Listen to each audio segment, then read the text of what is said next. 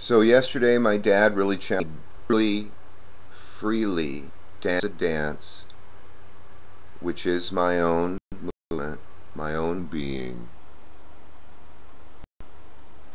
with this self-awareness with him, and to be honest with him, to in some ways shatter the delusion he deludes himself with, but in such a way as he knows way threaten my love for him. It just, in my view, makes everything more real, more worth living.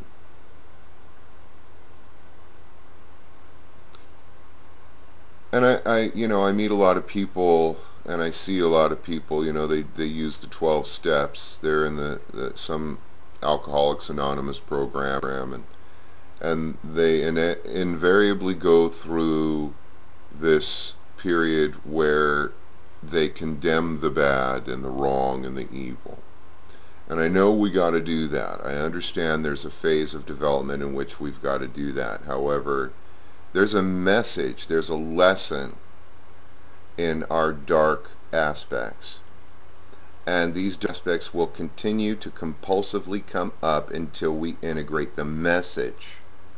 And if we live by the rendition, the myth, that all bad must be condemned to hell forever, we're missing the lesson. We won't ever be able to integrate the lesson. And I have invariably seen people grow past this, and invariably seen people get stuck in this. And when they grow past it, they do this integration process that makes them a much more whole, real person.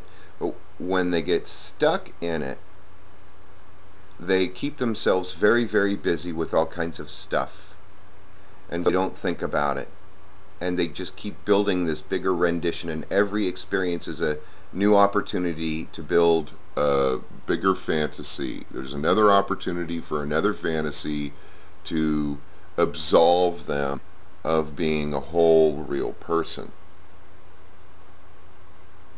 And I really feel that America at time has afforded me this opportunity. And I don't think it's just America. I think there are people experiencing this all over the world. But I happen to be experiencing it here in America at this time. Very grateful for it. I'm very grateful for my times. I choose to be here. And I'm going to make the best of what I can. However, it's not my business to go and force somebody else to get it or to conform to my rendition. And I think what's really helped me is that I can see the transvaluation of values between symbols, metaphors, and ideas. So one person's idea I can transevaluate into one of my ideas, even though they seem to be completely opposing. We are all one. Ultimately, it all stems from one.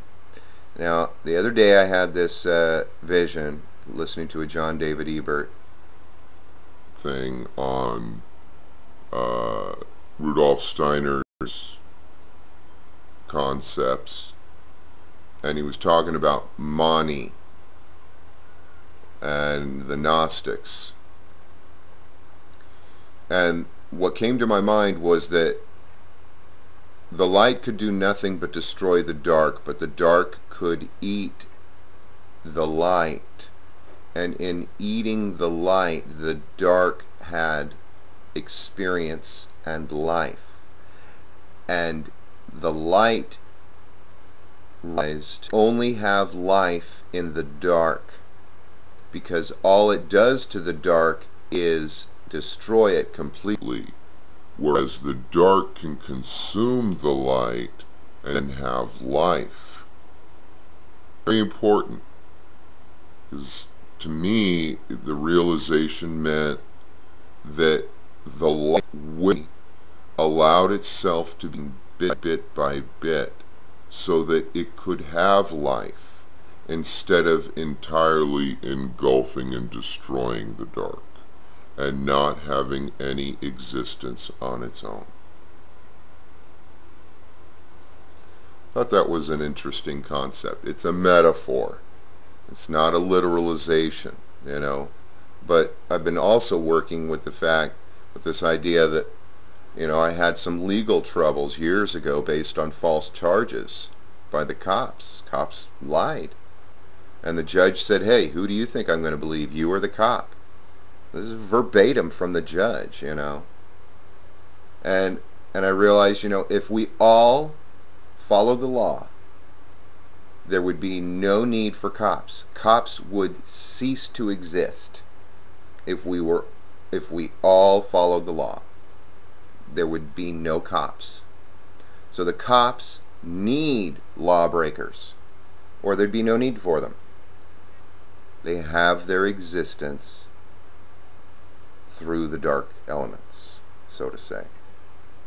Their light can only have its existence through the dark. And I don't expect anybody to understand this. We call ourselves a mission, and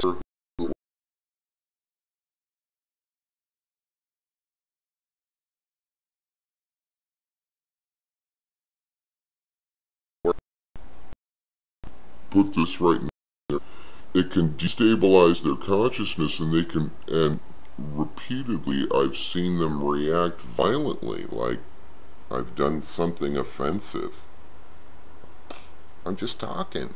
These are just ideas. And they'll be gone.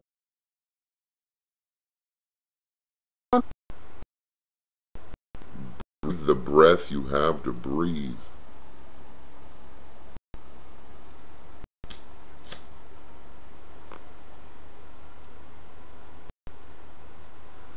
So I had a good day with my dad, and there are still relationships that I'm working on, and I don't know if I'll ever get there, but it's up to them. I'm not going to force myself on them.